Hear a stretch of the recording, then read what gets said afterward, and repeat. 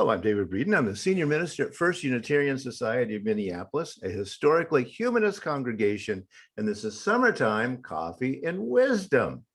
Last week, we were talking about my happy place. Some of you may be out vacationing this time of year. If you're thinking about going out into nature, then you're probably getting that from the genealogy of the transcendentalists of the 19th century, who kind of discovered nature as something besides just something to chop down and feed into the steam engines. One of the kind of forgotten transcendentalists, unfortunately, was Margaret Fuller. I'm going to call this Margaret Fuller Breaks All the Rules because she pretty well had to in order to be a thinking person among the transcendentalists, even among the very liberal people of her mid-19th century days.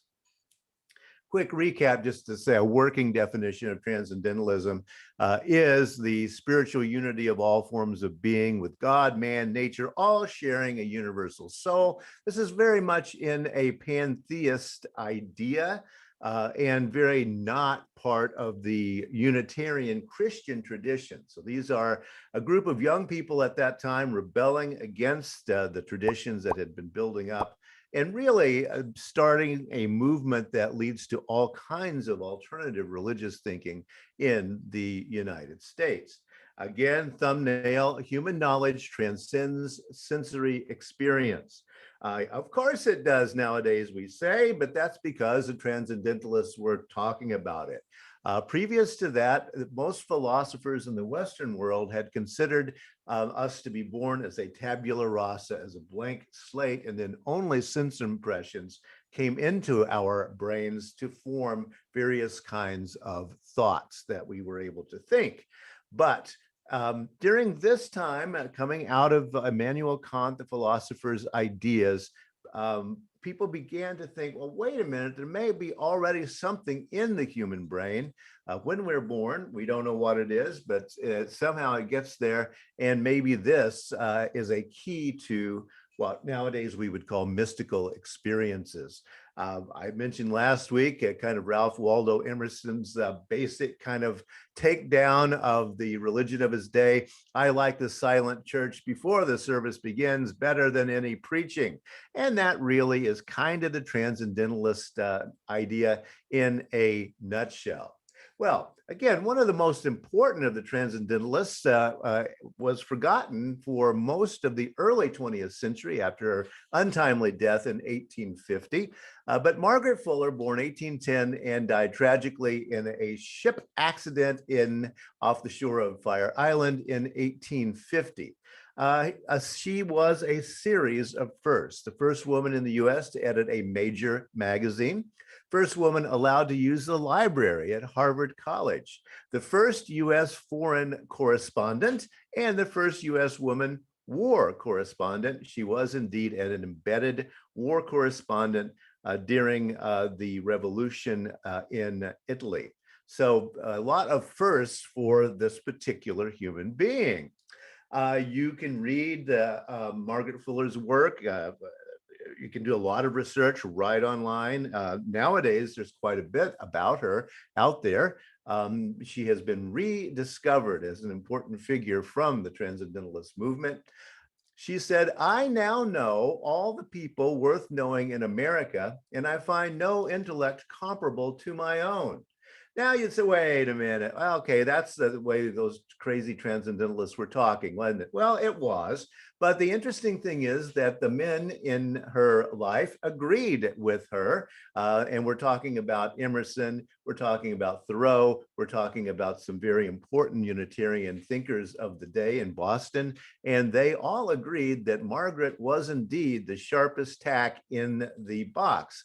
She was an incredibly intelligent human being and incredibly well read. Now, one of the reasons for that is that her father, a lawyer, had wanted a boy, and he was very disappointed when a girl was born. So he set out to give her the kind of education that he wanted for his son, since he wasn't going to have one. And indeed, Margaret took full advantage of that, even though the chances of women getting educated in those days was very small. She's also said this: there are in every age a few in whose lot the meaning of that age is concentrated. I feel that I am one of those persons in my age and sex. I feel chosen among women.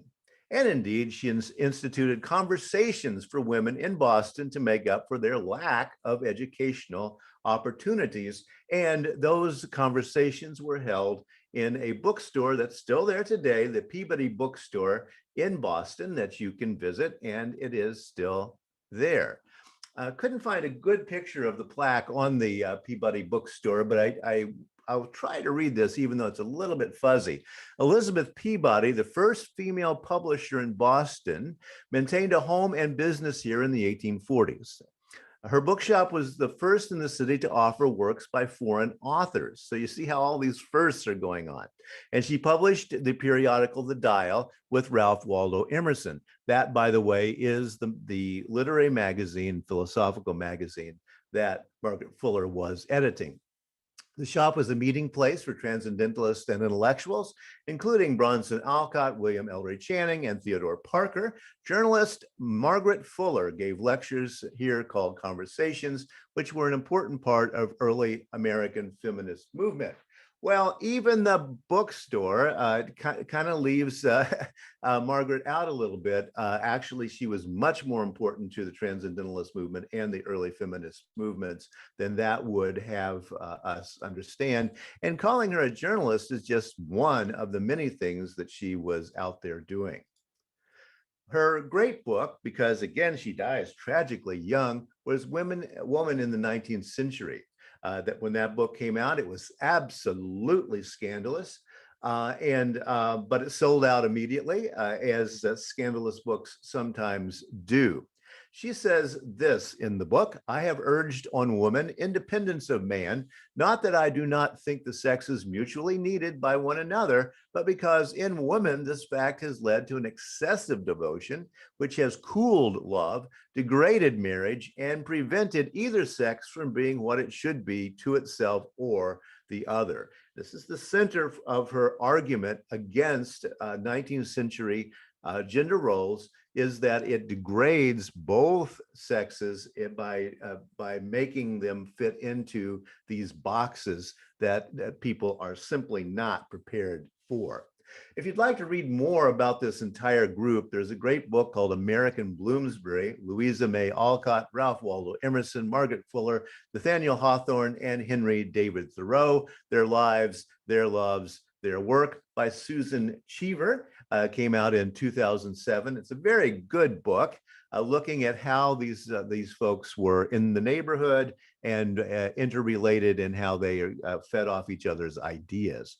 For example, Nathaniel Hawthorne's famous character in The Scarlet Letter, the woman, Hester Prynne, is modeled on Margaret Fuller. And no, Nathaniel didn't like Margaret Fuller. He thought she was too pushy and too smart, and he was a little bit afraid of her, a little bit kind of, we'll have to say, a little patriarchal in his ideas.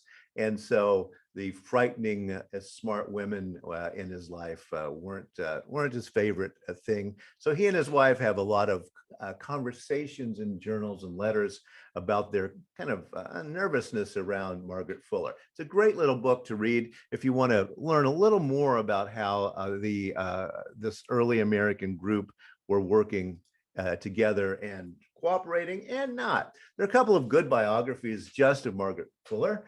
John Madison won a Pulitzer Prize for his The Lives of Margaret Fuller. And yes, he puts lives because she did indeed live several different lives through her very short life.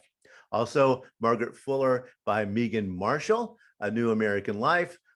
Also a winner of the Pulitzer Prize for this particular work. So Margaret is now covered fairly well in looking back on her life, which was incredibly interesting. I want to look at the women in the 19th century just to give you a kind of idea of where her brain was and why maybe she scared people.